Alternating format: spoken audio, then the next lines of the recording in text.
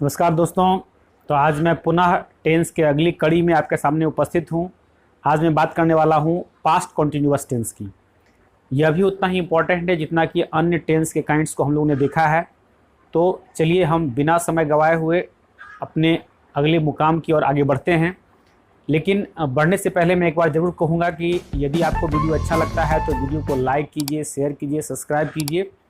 तो चलिए मैं बात करता हूँ आगे पास्ट कॉन्टिन्यूअस टेंस की। जैसा कि आपने यहाँ पर देखा है, मैंने जब प्रेजेंट कॉन्टिन्यूअस बताया था तो मैंने बताया था कि प्रेजेंट कॉन्टिन्यूअस को भी 3 नाम से जानते हैं। उसी तरह से इसे भी हम 3 नाम से जानते हैं। पहला है पास्ट कॉन्टिन्यूअस टेंस, दूसरा है पास्ट इम्परफेक्ट टेंस और फिर तीसरा है पास्ट प्रोग्रेसिव टेंस। तो ये तीनों नाम का क्या मतलब हुआ, पहले इसको हम लोग जान लेते हैं। जैसा कि मैंने पहले कई बार बता चुका हूँ कि टेंस का मतलब होता है क्रिया का रूप। तो क्रिया का रूप जो क्या होता है, गतिशील होता है, और ये गतिशीलता किसमें होती है, बीते हुए समय में होती है, इसलिए इसका नाम है पास्ट कॉन्टिन्यूअस टेंस। फिर इसका नाम पास्ट इम्परफेक्ट टेंस होता है, क्योंकि क्रिया का वह रूप जो क्या है, इम्परफेक्ट है। परफेक्ट का मतलब पूर्ण और इम्परफेक्ट मीन्स अपूर्ण। इसमें काम के पूर्णता की बात नहीं होती है, और यह काम की अपूर्णता जो है सो बीते हुए समय में बोध होता है, इसलिए इसको हम लोग कहते हैं पास्ट इम्परफेक्ट टेंस।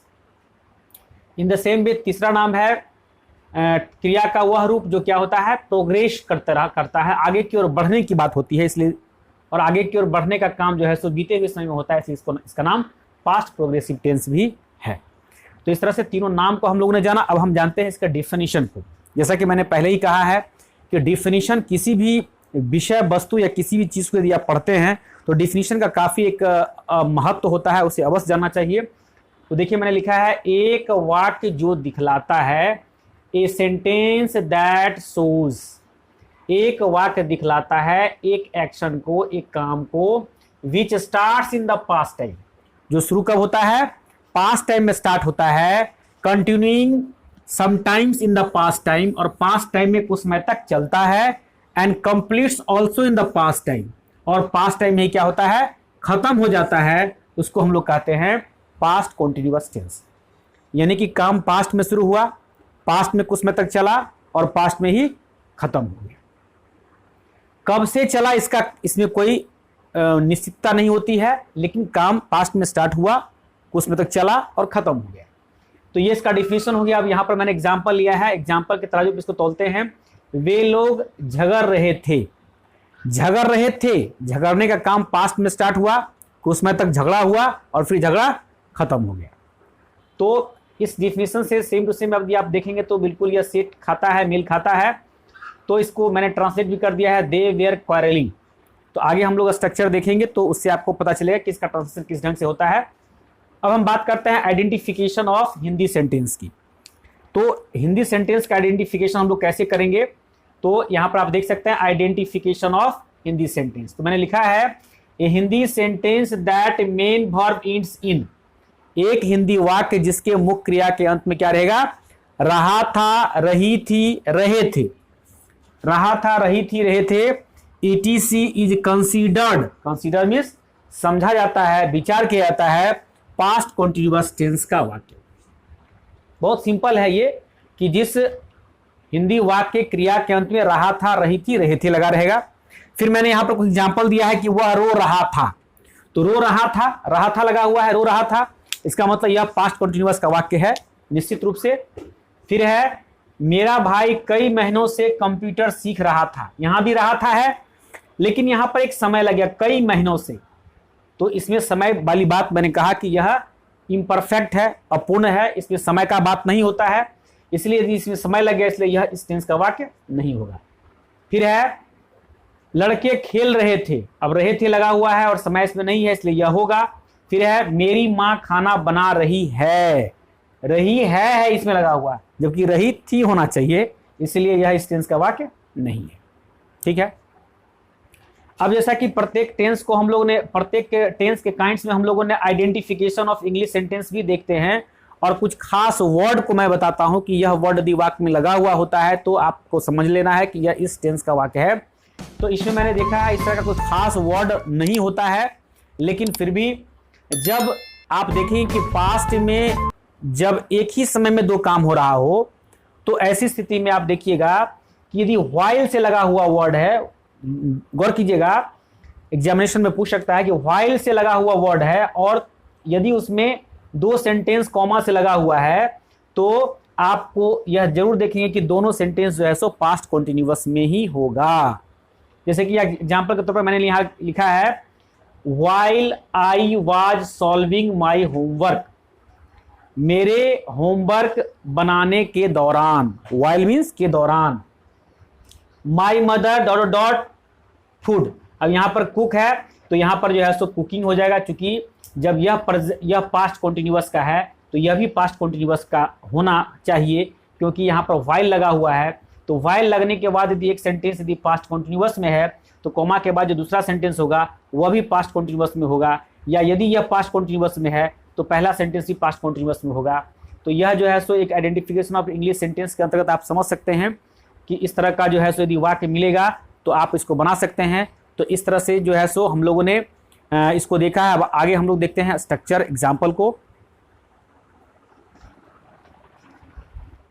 अब मैं स्ट्रक्चर और एग्जाम्पल के साथ आपके सामने उपस्थित हूँ। आप देख सकते हैं स्ट्रक्चर के रूप में मैंने लिखा है ये 6 फॉर्म, जैसा कि मैंने सब में लिखता आ रहा हूँ।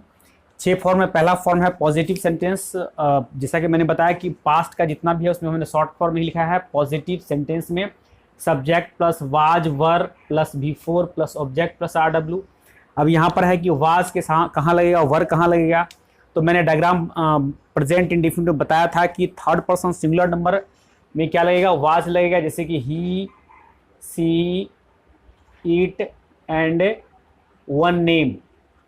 वन नेम के साथ जो है सो क्या लगेगा, वाज। और बाकी सब के साथ क्या लगेगा, वर लगेगा। डायग्राम बना के मैंने बताया था प्रेजेंट इंडेफिनिट में। तो was were plus before plus object plus RW plus full stop. फिर यहाँ पर जो है सो इसका एग्जाम्पल मैंने दिया है दे वेयर डूइंग देयर वर्क, वे लोग अपना काम कर रहे थे। फिर नेगेटिव सेंटेंस में मैंने यहाँ पे लिखा है subject plus was were plus note plus before plus object plus RW plus full stop. फिर यहाँ पर लिखा है मैंने she was not singing a song, वह गाना नहीं गा रही थी। तो she was not singing a song. फिर यहाँ पर है पॉजिटिव इंट्रोगेटिव, जिस हिंदी वाक्य के शुरू में क्या लगा रहता है, तो was were plus subject plus before plus object plus RW plus mark interrogation. क्या कुत्ते भूख रहे थे, तो वर द डॉग्स बार्किंग, क्या कुत्ते भूख रहे थे। फिर है 4 में नेगेटिव इंट्रोगेटिव में was were plus not plus subject plus not, गोल घेरा में घेर दिए हैं ताकि सब्जेक्ट के पहले भी लगा सकते हैं बाद में लगा सकते हैं, plus before plus object plus RW plus mark interrogation. तो इसमें क्या हो जाएगा, वरंट द चिल्ड्रेन वीपिंग, क्या बच्चे रो रहे थे, या were the children not weeping, दोनों तरह से आप बना सकते हैं। फिर है पॉजिटिव WH फैमिली में WH word plus was were plus subject plus before plus object plus RW plus mark interrogation. इसमें लिखा है क्या राधा कहाँ जा रही थी, तो वेयर वाज राधा गोइंग। फिर है 6 में, इसमें क्या क्यों कब कहाँ के साथ नहीं लगा रहता है किसी वाक्य के बीच में, तो निगेटिव WH फैमिली हो गया, तो WH वर्ड प्लस वाज वर और प्लस नोट छूट गया, इसमें दोनों तरफ नोट होना चाहिए। तो नोट आप लगा दीजिए दोनों तरफ, सब्जेक्ट के पहले भी इधर भी और सब्जेक्ट के इधर भी, दोनों तरफ नोट लग गया। Plus before plus object plus RW plus mark interrogation. तो इसमें क्या हो जाएगा कि तुम्हारा बेटा स्कूल क्यों नहीं जा रहा था, तो why wasn't your son going to school, तुम्हारा बेटा स्कूल क्यों नहीं जा रहा था। तो इस तरह से जो है सो मैंने 6 फॉर्म मैंने लिखा है, विथ एग्जाम्पल दिया है, आप इसको ढंग से देख सकते हैं। प्लस मैं इधर जो है सो स्पोकन प्रैक्टिस है, स्पोकन प्रैक्टिस के साथ एग्जाम्पल आपको दिया है। आप देख सकते हैं मेरा भाई आपको मदद कर रहा था, तो क्या होगा, my brother was helping you, my brother wasn't helping you, मेरा भाई आपका मदद नहीं कर रहा था। Was my brother helping you, क्या मेरा भाई आपका मदद कर रहा था। तो स्पोकन प्रैक्टिस में लिखेंगे हाँ तुम्हारा भाई मेरा मदद कर रहा था। आप ध्यान दीजिएगा यहाँ पर माई था तो माई की जगह पर स्पोकन प्रैक्टिस में यू हो गया, और यहाँ यू था तो स्पोकन प्रैक्टिस में क्या हो गया, मी हो गया। क्योंकि यहाँ प्रश्न का यहाँ पर आंसर देना है, तो क्या मेरा भाई तुम्हारा मदद कर रहा था, तो हाँ तुम्हारा भाई मेरा मदद कर रहा था। उस तरह से वजंट माई ब्रदर हेल्पिंग यू, क्या मेरा भाई तुम्हारा मदद नहीं कर रहा था। तो स्पोकन प्रैक्टिस में होगा no your brother wasn't helping me, ठीक है। फिर है was my brother helping you, क्या मेरा भाई तुम्हारी मदद क्यों कर रहा था। और फिर लास्ट में है कि मेरा भाई तुम्हारा मदद क्यों नहीं कर रहा था, why wasn't my brother helping you. तो इस तरह से हम लोगों ने एग्जाम्पल देखा, एग्जाम्पल के साथ साथ स्ट्रक्चर के साथ एग्जाम्पल देखा। फिर एक सेंटेंस को यहाँ पर आपने 8 फॉर्म में आपने देखा कि मैंने चेंज किया है। इसी तरह से आप भी खुद चेंज कर सकते हैं, और चेंज करने के साथ साथ जो है सो आप स्पोकन प्रैक्टिस करते रहेंगे, जिससे कि आपका टेंस आपके टंग पे फिट हो जाएगा। तो आपका जो है सो अंग्रेजी रिटेन के साथ साथ स्पोकन भी आपका आप कर पाएंगे। इन्हीं शब्द के साथ मैं आज का वीडियो को समाप्त करता हूँ। चैनल को लाइक कीजिए, शेयर कीजिए, सब्सक्राइब कीजिए, और फिर हम अगले दिन अगले वीडियो को मैं लेकर के आऊँगा पास्ट परफेक्ट टेंस पर। धन्यवाद।